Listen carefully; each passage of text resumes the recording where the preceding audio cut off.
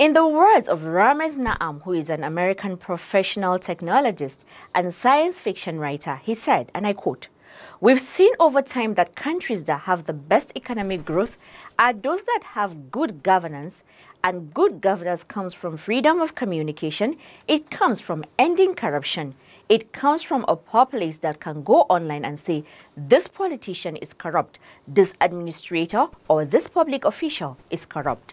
So when you see something, you say something by reporting to appropriate agencies for a better Nigeria." Hello and welcome to another episode of The Eagle. My name is Aisha Muhammad. Imagine a society where everything works. Durable road networks, stable electricity supply, portable water, well-equipped and functional healthcare facilities, quality education for all, affordable housing schemes, social security benefits, job creation, and a lot more that makes life comfortable to live. That is an ideal society. We can only achieve these if we all play our part. Say no to corruption to enjoy these benefits. Kill corruption to save Nigeria. This message is from the Economic and Financial Crimes Commission, EFCC. On the program today, Magu urges governors-elect to shun corruption in their government. EFCC gets new tracking intel sharing application against organized crime. EFCC sensitizes jury marketers on money laundering and terrorist financing. This and more reports will come your way right after this timeout. Please stay tuned.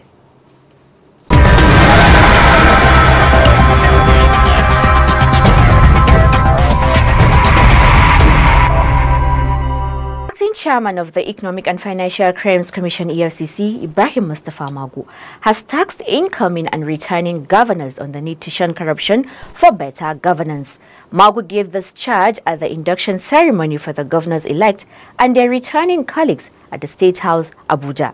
Martha Eche tells us more. The anti-graft czar, who was among the panelists at one of the sessions of the event, stated that the twin evils of corruption and terrorism financing, which have continued to bedevil the country, have created a disastrous impact on governance and socio-economic advancement of the country. According to Magu, corruption and terrorism have become the twin evils, undermining the collective efforts to make Nigeria a great country. He further stated that Nigeria's failure to take full advantage of its natural resources could also be attributed to corruption, as public office holders are in the habit of constantly looting public resources. The acting chairman further observed that the country's loss to corruption in the last decade runs into trillions of naira, noting that a review of the recoveries between 2017 and now shows that in 2017, the EFCC recovered 473.065 billion naira, $98 million, 7 million euros, and 294,000 pounds, while 236.16 billion naira was recovered in 2018, which gives just an insight into what had been stolen so far. The EFCC boss explained that the nexus between corruption and terrorism is that corruption promotes insecurity. The state of affairs does not go well for us as a nation. Nigeria must, as a matter of survival, tackle the twin evil of corruption and insecurity in order to create the enabling environment for growth and free scarce resources for sustainable development. This task must not be left to the entire government alone. The current situation where the fight against corruption and terrorist financing is seen as a responsibility of federal government cannot deliver the expected results. State governors control about 40% of the national resources, They therefore cannot be indifferent to issue of probity and accountability. My charge to you all this evening, Your Excellencies, fervent appeal to embrace the anti-corruption fight and be partners with all the corruption fighters. He congratulated the governors-elect and urged them to make the fight against corruption a cardinal point in their administrations, adding that the only way for their re-election is to do what is right and take a stand in favor of the fight against corruption. Martha Eche, reporting for The Eagle.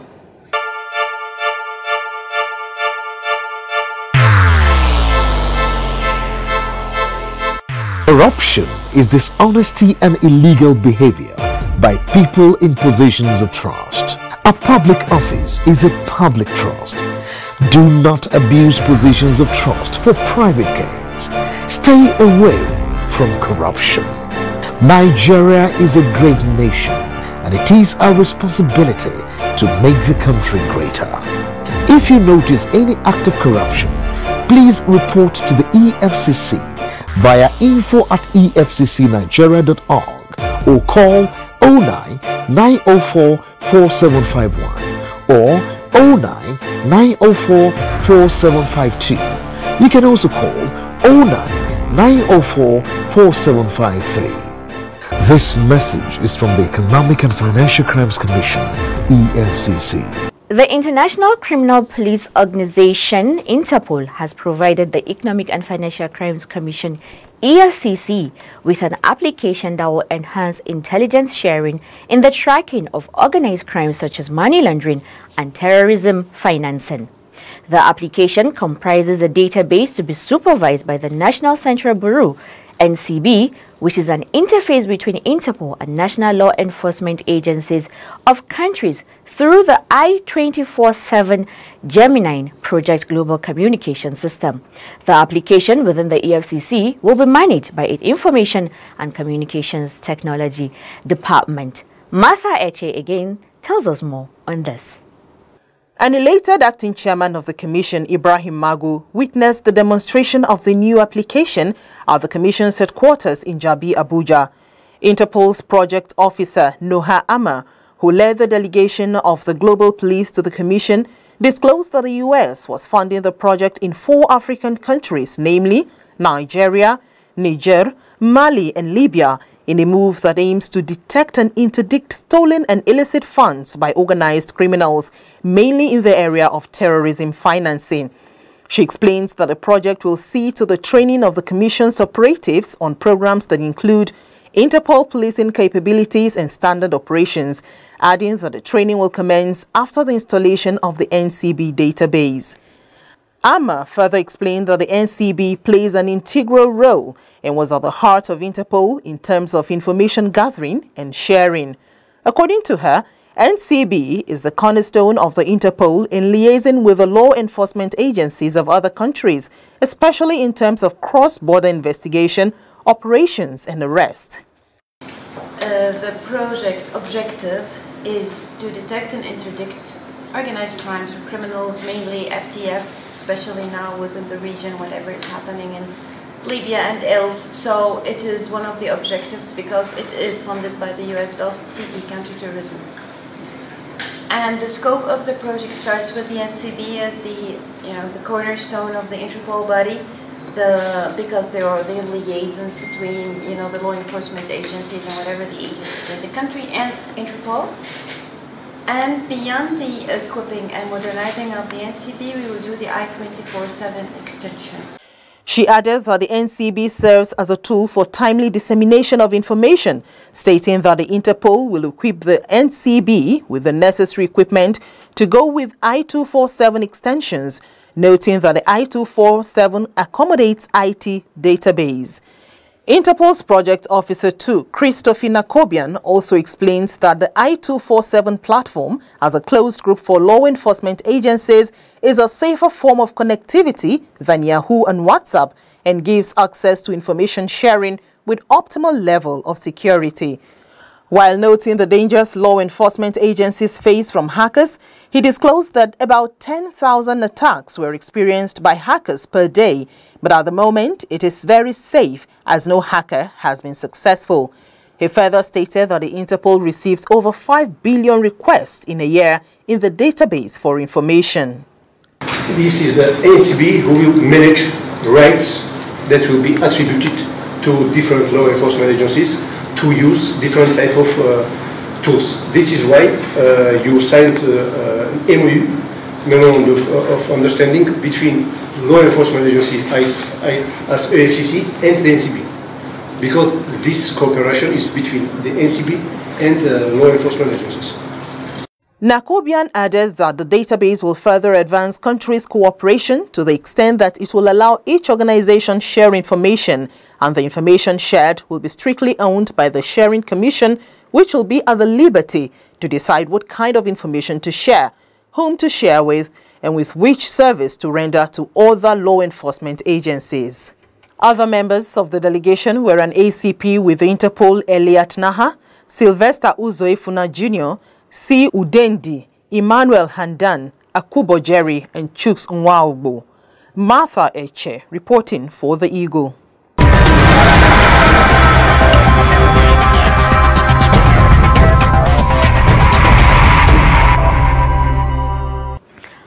The acting chairman of the Economic and Financial Crimes Commission, EFCC, Ibrahim Mustafa Magu, has charged members of the Jewelry Marketers Association of Nigeria, JMAN, and their officials not to be used as conduits in money laundering and terrorist financing activities. Magu stated this at a one-day workshop for JMAN members at the EFCC Academy, Cairo, Abuja. Amina Kawa is our guide on this.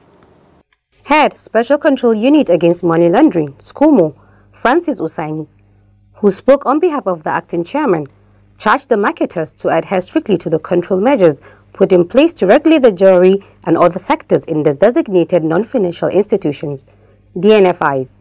Usaini said the exercise was important to further educate operators in the jewelry sector in order for dealers not to be used as conduit by criminals to perpetuate crime, stressing that ignorance should not be an excuse to commit crimes.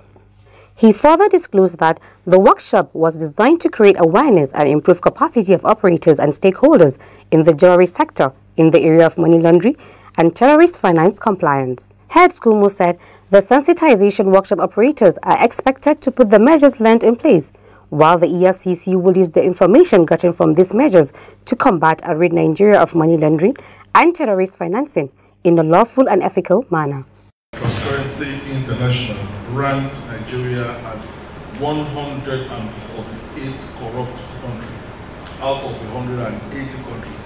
You can imagine, there are 180 countries that were assessed. Nigeria came 148.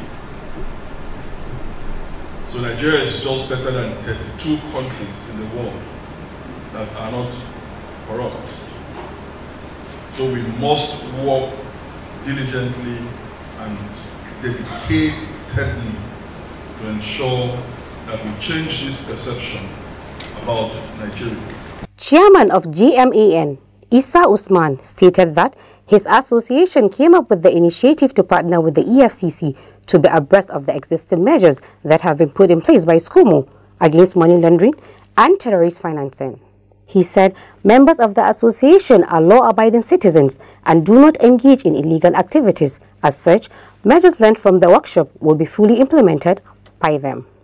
Amina Kawa reporting for The Eagle.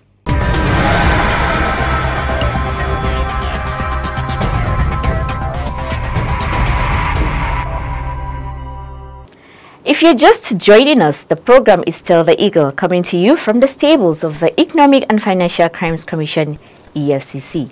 Now we move to court updates.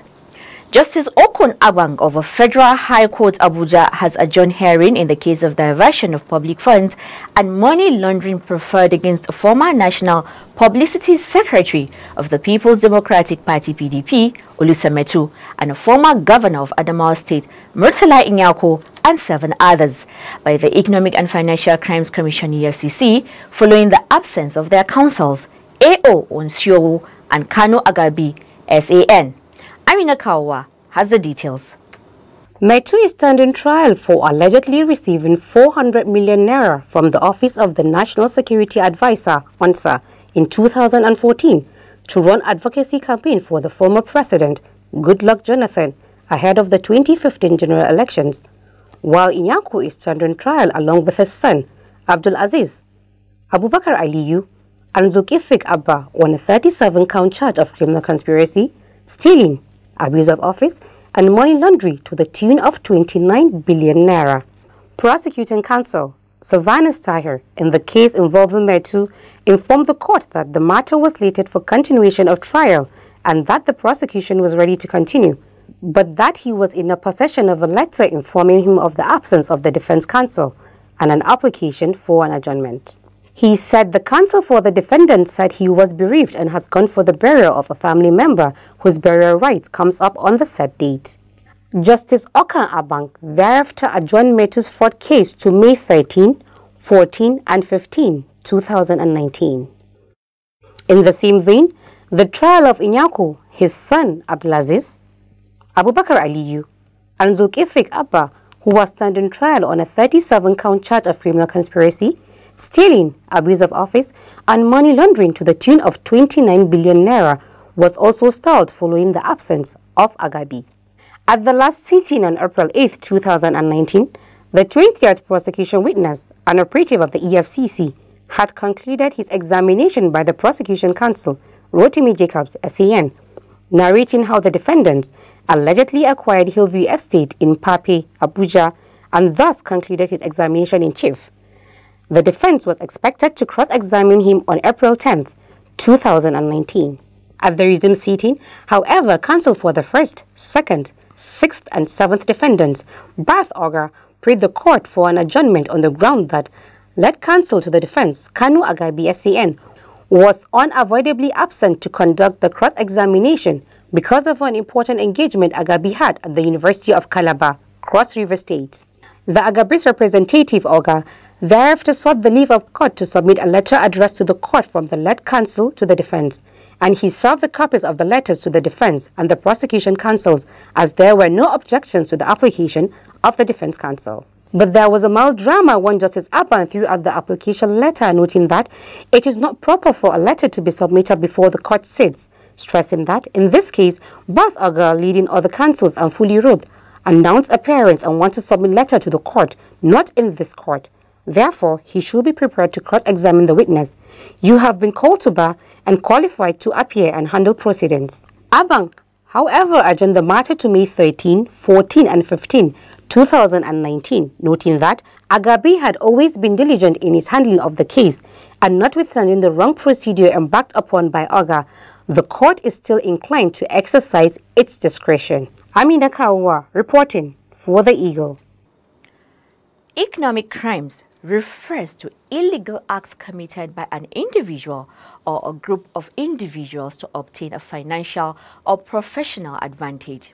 In such crimes, the offender's principal motive is economic gain, which covers a wide range of offenses from financial crimes committed by banks, tax evasion, illicit capital havens, money laundering, crimes committed by public officials like bribery, embezzlement, traffic of influences, among many others. On this week's episode of The Eagle, our crew went to the street to gauge the understanding of the public on what economic crime is all about. Over to you, Ilya. An economic crime is an act of sabotage that affects the economy of a state or a nation. For example, pipeline vandalism, illegal oil bunkering, tax evasion, among many others. In the quest to ascertain the level of awareness about this crime and its effects to the country, a cross-section of Nigerians in the capital city Abuja have this to say. My lay understanding of economic crime, it is a way of stealing, circumventing, taking what doesn't belong to you, pocketing what belongs to the generality of the people, and so on and so forth. Economic crime, at least in Nigeria now, is all about people that our economy of the country is entrusted into in their hands. But instead of using it for what it's meant for, we see selfishness, greed, and that's what we are seeing now in this country, especially the greed is to the highest order. You can't even explain. Money that is meant to support the economy of the country, support the people, and someone wants to carry the whole money for himself and his entire family and do dubious things with it is not right at all. Economic crime, let me borrow the word of EFCC, is a cankerworm that eats up a country beyond recognition, slow down development and other things that would have been very helpful to a nation. Some of the people interviewed said economic crime affects the nation's economy negatively, as government will find it very hard to carry out developmental projects, while some are of the opinion that such a crime increases the level of insecurity and unemployment in the country. There's no job opportunity for people again. Many people graduated from universities, they don't have job, and even go to market to buy some items, you discover that at the rate they are selling things in the market, the price has raised higher than the way it was before. So there's no even money is not in circulation again. When foreigners or investors hear about this, they will not want to come and invest in a country where this kind of thing is happening, because they believe that their money is not safe. They don't know who is who and all that. So it's really bringing bad name to Nigeria, and it's also bringing the economy of Nigeria bad. It's bringing it low day by day. It will affect the economy. It will affect the economy adversely. It will affect the economy adversely. You know, there won't be social amenities that general public should enjoy, and that is what we are experiencing in Nigeria. See, our hospitals, they lack equipment, they lack materials. Our educational system is bad. Our roads are dead traps because of this economic crime. They also call on the perpetrators to desist from committing such crime. The message I'm giving to anybody that's indulging in that's something the Bible says. The Bible says that do not be deceived, that God cannot be mocked, that whatsoever a man soweth, so shall the man reap. If you don't reap it today, you will reap it tomorrow, or your children will reap it. And if something will happen, you say, we don't know how this thing before this man. It's just things that you did though. Whoever that involves in corruption is going to pay dearly for it. If you don't pay for it, your family will pay for it. Whoever that is involved in any form of corruption, be it economic corruption, whatever form of corruption, you are going to pay for it. You will not go free. One, they should have a repentant heart. If they don't have a repentant heart, then the law should be able to deal with them. Like in places like China, corruption is treated with a kind of a life, not even life imprisonment, death sentences. We won't have that kind of law here in Nigeria. You see that so many people will be able to sit well and be able to know that it's a very serious crime, that it's a crime against humanity. The effect of this crime to the country includes a loss of public revenue from custom duties, sales tax, income tax, which means that government cannot carry out development work. The quality of life will decline. People will be busy looking for corruption opportunities instead of working hard, and there will be a decline in efficiency and productivity. Nigeria will get a poor public image, and tourist investors and entrepreneurs will stay away, leading to a loss of foreign exchange. Why don't you shun the act and work with the Economic and Financial Crimes Commission, EFCC, to save Nigeria? Ilyasu Haruna Bala, reporting for The Eagle.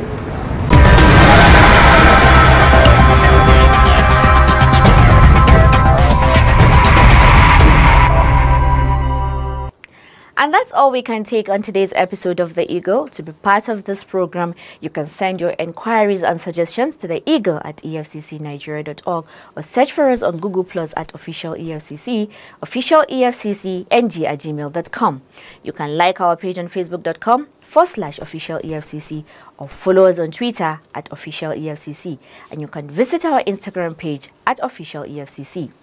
To watch our programs and other activities, please log on to youtube.com/Official EFCC. My name is Aisha Muhammad. I leave you with these parting words from Linda Tripp, who says, the first tenet is that you should report corruption regardless of loyalty to incumbent or party. So when you see something, you say something, and do not hesitate to do something about it. Goodbye, and God bless Nigeria. Thank you.